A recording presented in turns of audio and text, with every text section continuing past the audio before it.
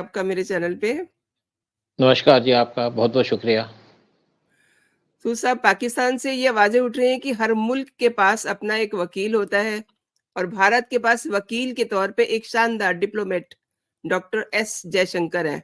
वो दुनिया को भारत की कहानियाँ सुना रहे हैं और देश के अंदर प्रधानमंत्री नरेंद्र मोदी आवाम को कहानियाँ सुना रहे हैं।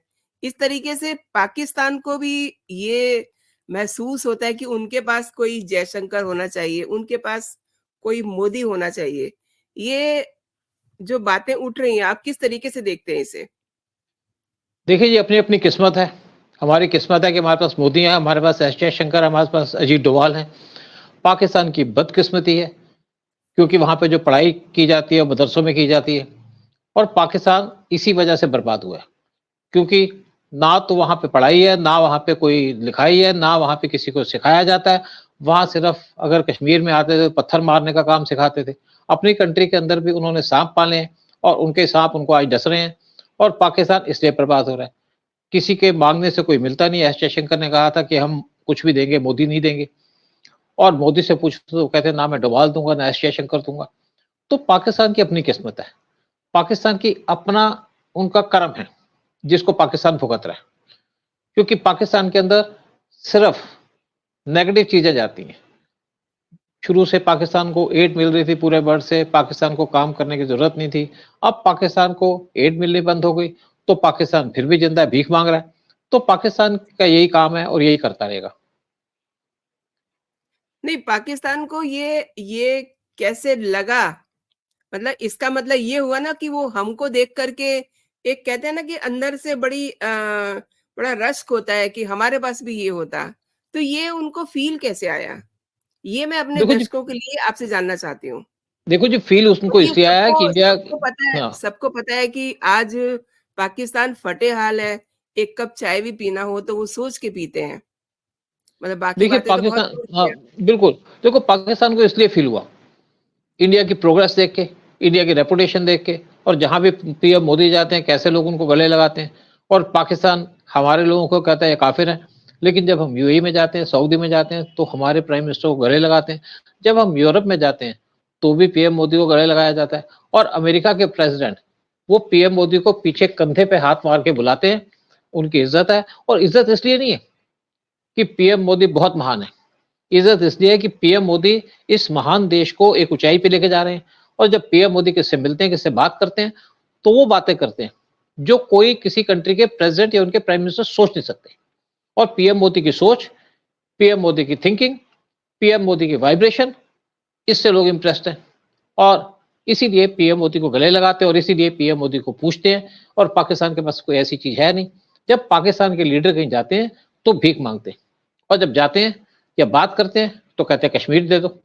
फिर इज़राइल हमास का वार होता है, तो कहते हैं कि हमास के साथ खड़े हो जाएँगे। तो खड़े होना है तो खड़े हो जाओ, तुमको कौन रोक रहा है? और फिर इंडिया से अपने आप को कंपेयर करते हैं। देखिए, अगर आपको हमसे कंपेयर करना है, तो आप हमारे तरफ देख कर के कुछ सीखो। लेकिन जब आप टेररिज़्म में डील करोगे, इंडिया को डिस्टर्ब करोगे, तो डिस्टर्ब होगी। अब पाकिस्तान के अंदर इसलिए लोग मोदी को पूछ रहे हैं कि मोदी ने पिछले साल कश्मीर के अंदर 38,000 करोड़ दिए और वहाँ पे बहुत प्रोग्रेस हुई और ये स्पेशली काम हुआ जब आर्टिकल 370 को हटाया गया कश्मीर से और उसके बाद इस साल में 32,000 करोड़ दिए। वहाँ से एक ट्रेन स्टार्ट हो गई और अगर आप पीओके की बात देखो, पीओके के अंदर कोई डेवलपमेंट नहीं है, कोई पैसा नहीं है। लोग वहाँ पे एक-एक रोटी को तरस रहे हैं, बल्कि पूरे पाकिस्तान के अंदर लोग रोटियों को तरस रहे हैं और इंडिया के अंदर खुशहाली है, इंडिया के अंदर प्रोग्रेस है, पाकिस्तान में कोई कंपनी आती नहीं है काम करने के लिए, बिज़नेस के लिए और इंडिया के अंदर बड़ी-बड़ी कंपनियाँ आती हैं। टेल्सा के मालिक या बहुत बड़े-बड़े जो बिज़नेसमैन हैं वर्ल्ड के, वो इंडिया के अंदर बिज़नेस करना चाहते हैं और पाकिस्तान की जो टोटल इकोनॉमी है, उससे ज़्यादा इकोनॉमी तो हमारे टाटा की है और पाकिस्तान की इकोनॉमी वो कंपेयर करते हैं कभी, तो जितनी मुंबई की इकोनॉमी है, उससे भी कम पाकिस्तान की इकोनॉमी है और ये इसलिए नहीं है कि यहाँ पे मुंबई में बहुत काम हुआ। रीज़न ये है कि पाकिस्तान के अंदर कोई काम ही नहीं हुआ। पाकिस्तान वो कंट्री है जिसने मुंबई के अंदर 26/11 की टेररिस्ट भेजते हैं इंडिया के अंदर और इंडिया को और पाकिस्तान को एक्सपोज किया पीएम मोदी ने पूरे तरीके से। जबकि पीएम मोदी चाहते थे कि पाकिस्तान हमारे साथ हाथ मिला के चले, लेकिन पाकिस्तान ने पीएम मोदी का अगर हाथ पकड़ने की कोशिश की तो उनकी आर्मी बीच में आ गई। देखिए दोनों कंट्री में मेन डिफरेंस क्या है? पाकिस्तान को चलाती है उनकी आर्मी, उनके ऐसे, और इंडिया की जो आर्मी और इंडिया की इंटेलिजेंस रॉ है, उसको हमारी गवर्नमेंट चलाती है। ये दोनों कंट्री का डिफरेंस है, इसीलिए दोनों कंट्री कभी कंपेयर नहीं कर सकते आप किसी को भी। अब आप देखिए ना कि भारत में इलेक्शन होने को है और पाकिस्तान में इलेक्शन हो चुके हैं। लेकिन वहाँ वहाँ के लोग ये कह रहे हैं कि हमारे यहाँ फेयर इलेक्शन नहीं हुआ।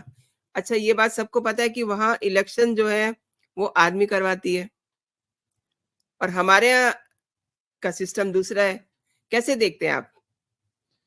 देखिए, आर्मी की जो पाकिस्तान का मेन प्रॉब्लम क्या है?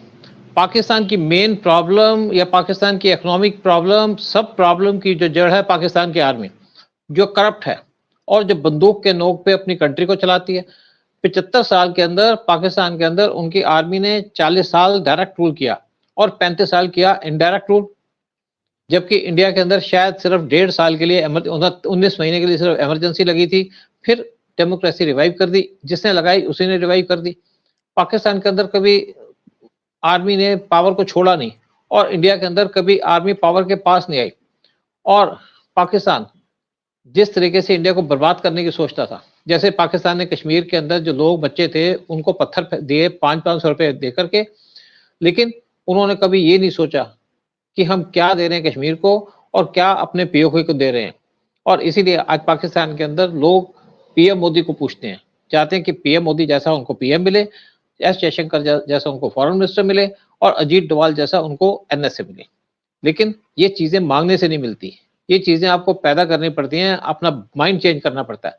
अगर पाकिस्तान का प्राइम मिनिस्टर ओथ लेता है तो जो पहला वर्ड यूज करता है कश्मीर, और जब उनका प्रेसिडेंट बनता है वो भी कहता है कश्मीर।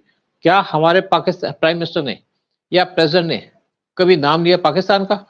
क्योंकि हम अपनी कंट्री की तरफ देखते हैं, हम उनकी प्रॉब्लम की तरफ देखते हैं, जबकि पाकिस्तान के अंदर मेन प्रॉब्लम उनकी इकोनॉमी, उसकी तरफ उनका ध्यान नहीं है, सिर्फ जेबें भरने पे ध्यान है उसका। हाँ, ये कह दिया कि हम अपनी सैलरी नहीं लेंगे, सैलरी लेने से क्या फर्क पड़ता है, नहीं लेने से क्या फर्क पड़ता है, आपने तो वहां पे धंधे ही करने हैं।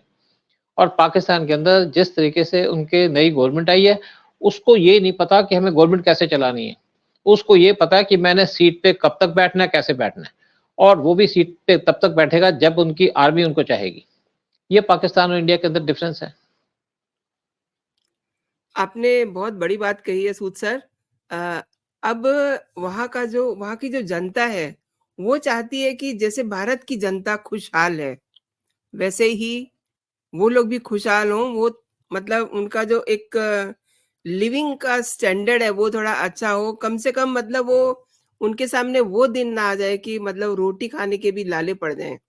लेकिन वहाँ का जो कहिए कि जो वहाँ की शासन है, शासन का क्या कहिए, वो कुशासन है, उनको इस बात की चिंता नहीं है। वो नहीं सोच रहे अपने लोगों के लिए, लेकिन उनकी जनता सोच रही है कि हम भी भारत की तरह हो जाएँ। देखिए, बेसिकली अगर आपको हमारे जैसा बनना है, तो काम सारा गवर्नमेंट को करना पड़ेगा।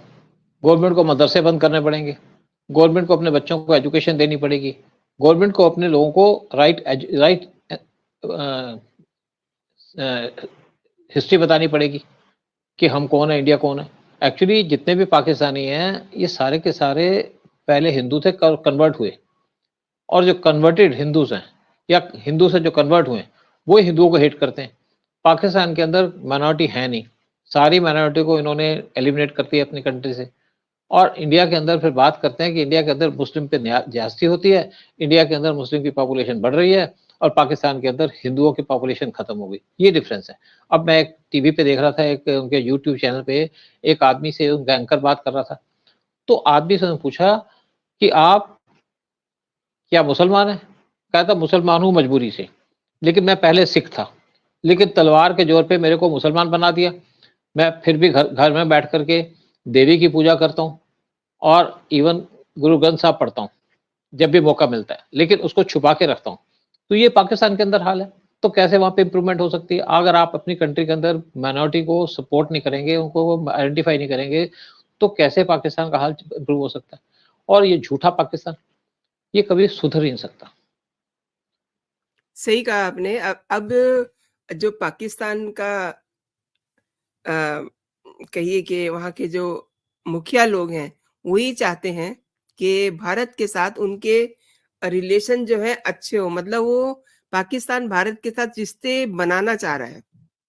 और ऐसा नहीं है कैसे कि बने? मतलब ऐसा नहीं है कि भारत ने कभी चाहा नहीं, लेकिन शायद से पाकिस्तान इस लायक नहीं है कि उसके साथ रिश्ते बनाए जाएँ। देखिए ऐसा है, जब अटल बिहारी वाजपेयी पीएम बने थे, जी। तो अटल बिहारी वाजपेयी पीएम बनने के बाद पाकिस्तान गए थे। शायद जनवरी दिसंबर 2000 दिसंबर 99 में, जनवरी 1999 में, और उसके बाद पाकिस्तान ने कारगिल कर दिया और पीएम मोदी पाकिस्तान गए थे दिसंबर 2015 के अंदर, जब वो अफगानिस्तान से आ रहे थे, तो पाकिस्तान ने पठानकोट कर दिया। और दोनों टाइम में पाकिस्तान के प्राइम मिनिस्टर थे शहबाज नवाज शरीफ, और उनको उनकी आर्मी ने पावर से हटा दिया। मतलब आप दोस्ती कैसे करोगे? दोस्ती करने के लिए जिगरा चाहिए होता है, सैक्रिफाइस करनी पड़ती है। लेकिन पाकिस्तान टेररिज्म करता है इंडिया के अंदर, और इसलिए हमारा पाकिस्तान पे विश्वास भी उठ गया, और हमें कोई इस टाइम पे जरूरत भी नहीं पाकिस्तान से दोस्ती करने की, क्योंकि पाकिस्तान खुद बर्बाद हो रहा है। और देखिए पाकिस्तान के अंदर इस टाइम पे जितनी भी कंट्री उनके आसपास, ईरान से उनका झगड़ा चल रहा है, जो एक शिया कंट्री है। अफगानिस्तान से उनके ताल्लुकात खराब हो रखे हैं, वहां पे भी वार जैसी सिचुएशन चल गई है। और इंडिया से पाकिस्तान वैसे ही खुंदा खाता है, यानी कि यहाँ पे कुछ हो नहीं सकता। और चौथी तरफ चाइना, जिसको इसने अपना कुछ एरिया दिया है, उससे थोड़ा सा इनका रिश्ता ठीक है। लेकिन चाइना वो कंट्री है जिसने पाकिस्तान को बर्बाद किया सीपीसी बना करके। चाइना को अगर बर्बाद किया, चाइना ने अगर बर्बाद किया और लूटा, तो पाकिस्तान को लूटा। तो पाकिस्तान के साथ कौन है? कोई पाकिस्तान के साथ नहीं है, क्योंकि पाकिस्तान की अपनी वजह से, उनकी आदतों की वजह से, उनकी पॉलिसीज की वजह से, उनके प्रोग्राम्स की वजह से, और आज पाकिस्तान वर्ल्ड में अकेला है। कोई पाकिस्तान के साथ नहीं खड़ा। अगर पाकिस्तान सबसे बात करता है कि हमारे मुस्लिम ब्रदर हैं यूएई और सऊदी, वो पाकिस्तान को पूछते नहीं है, क्योंकि पाकिस्तान के लीडर वहां जाते हैं, एक तो किसी की बात नहीं मानते, फिर टेररिज्म फैलाते हैं, फिर तीसरी बात भीख मांगते हैं, और जो भीख उनको दी जाती है उसको भी मिसयूज करते हैं। मतलब भीख में से भीख खा लेते हैं। तो कैसे पाकिस्तान प्रोग्रेस कर सकता है? सही कह रहे हैं आप। देखिए पाकिस्तान की ज़रूरत देखिए, वो ये कह रहे हैं उनके यहाँ से न जाने किस तरीके से कोई रिपोर्ट आई है जिसमें वो कह रहे हैं कि 2019 में पुलवामा हमले के बाद से जो भारतीय खुफिया एजेंसी है रॉ, आपसे सवाल इससे इसलिए कर रही हूँ कि आपने रॉ में आप रहे हैं, रॉ के में आपने सेवाएँ दी हैं। तो उनका ये कहना है कि रॉ ने 20 हत्याएँ करवाई हैं, उन लोगों की जिन्हें भारत अपना दुश्मन मानता है। तो ये पाकिस्तान की हिम्मत देखिए। और भारत में हाल ही में कनाडा और अमेरिका में जो सिखों की हत्या हुई है, उसका भी वो भारत पे आरोप मढ़ रहा है। जबकि देखिए जी, देखिए पाकिस्तान की वक़्त, कोई वक़्त नहीं है, कोई इनकी वैल्यू नहीं है, इनकी स्टेटमेंट की कोई वैल्यू नहीं है। ना तो रॉ जैसी एजेंसी को काम है ऐसा, ना वो करते हैं ऐसा काम। मैं भी रॉ के अंदर रहा हूँ। हुँ, अगर कोई कंट्री, उनकी इंटेलिजेंस, किसी भी कंट्री की इंटेलिजेंस अगर टेररिज्म फैलाती है, वो है पाकिस्तान। किसी और कंट्री की इंटेलिजेंस टेररिज्म में डील नहीं करती। अगर इजराइल ने कुछ हमास के लीडर या कुछ ईरान के लीडर्स को, लोगों को मरवाया, वो इसलिए मरवाया कि वो थ्रेट थे उनकी कंट्री के लिए। और हमारी कंट्री के अंदर कोई टेररिस्ट आता है तो हम उसको एलिमिनेट कर देते हैं, और हमारी एजेंसीज पूरी वॉच रखती हैं कि कौन आ रहा है। बहुत साल पहले तक हम इस पे ध्यान नहीं दे रहे थे, क्योंकि हमारी गवर्नमेंट इस टाइप की थी, स्पेशली अगर मनमोहन सिंह की गवर्नमेंट की बात करें। लेकिन जब गवर्नमेंट ने रॉ को अथॉरिटी दी, तो रॉ ने जितनी भी इन्फिल्ट्रेशन थी उसको बंद कर दिया, और जितने भी टेररिस्ट इंडिया के अंदर आते हैं उनको एलिमिनेट कर दिया। अगर हमारी कंट्री के अंदर कोई टेररिस्ट आके बंदूक लेके आएगा तो हम छोड़ेंगे नहीं।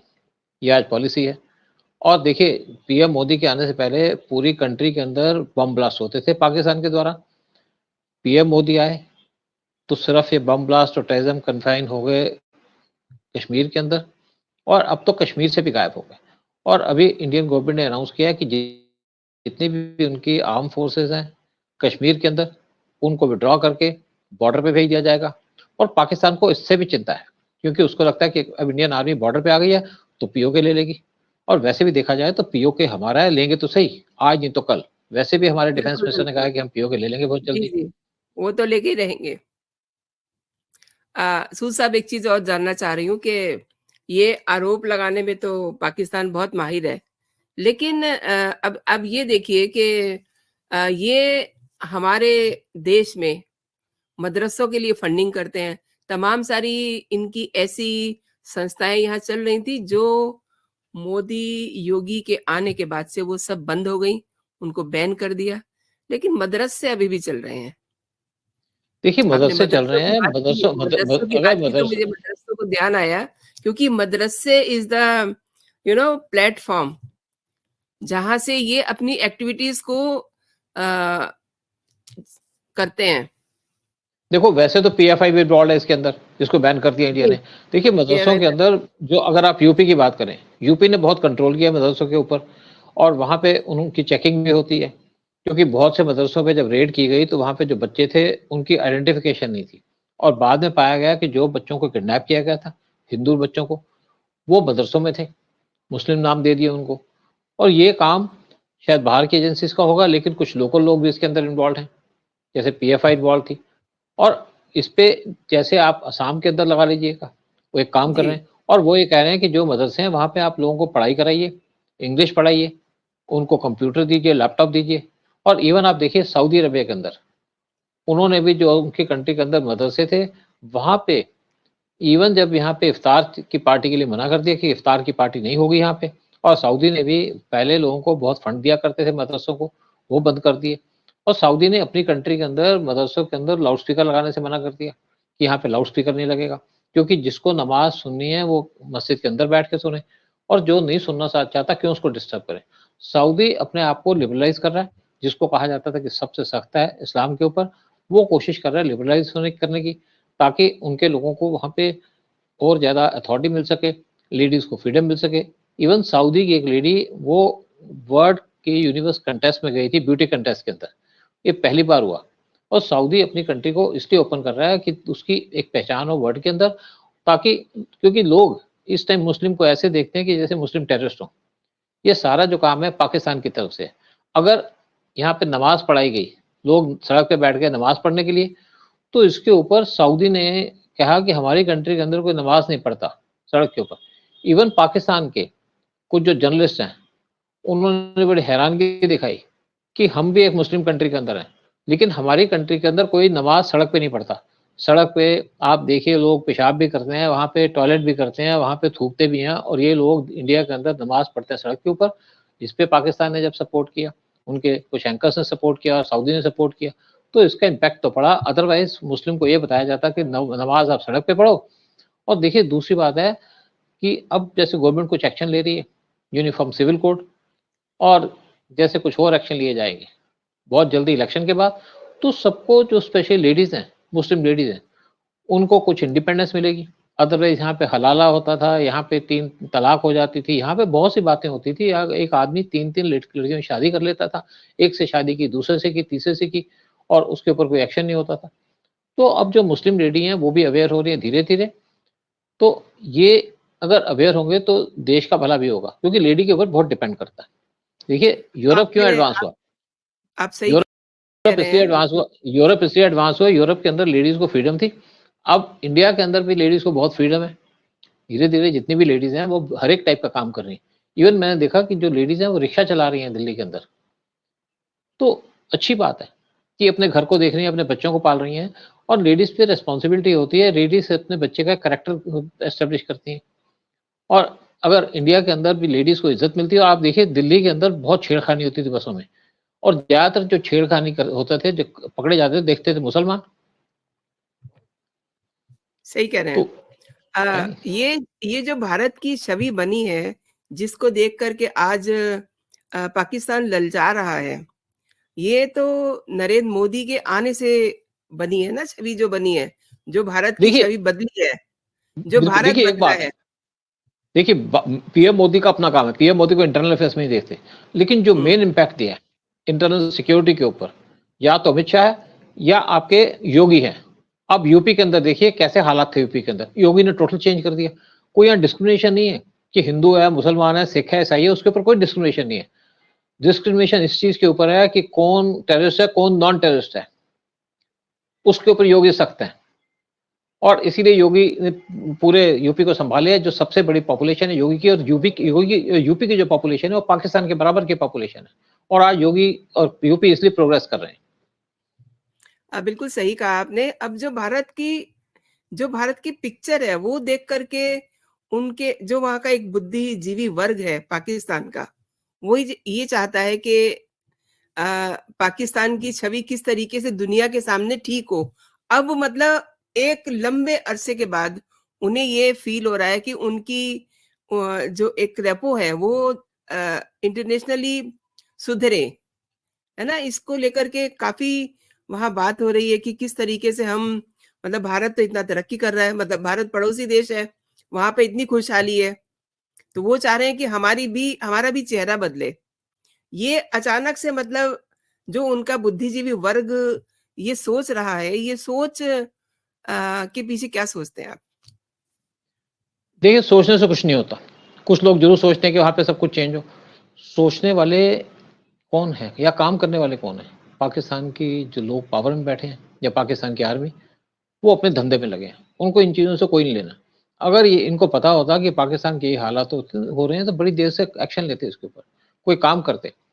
लेकिन कोई काम नहीं कर रहे। देखिए, पाकिस्तान के अंदर एक तरफ पाकिस्तान की आर्मी है, जो अपने हिसाब से चलती है। पाकिस्तान की आईएसआई है, वो अलग हिसाब से चलती है। पॉलिटिशियन अलग हिसाब से चलते हैं। और वहाँ पे जो टेररिस्ट ग्रुप हैं, बहुत से टेररिस्ट ग्रुप हैं, वो अपने हिसाब से चलते हैं।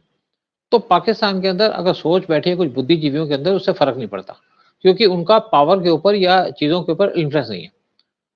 ज़्यादातर लोग पाकिस्तान के अंदर कोई टीवी तो शायद देखते नहीं होंगे, यूट्यूब नहीं देखते होंगे।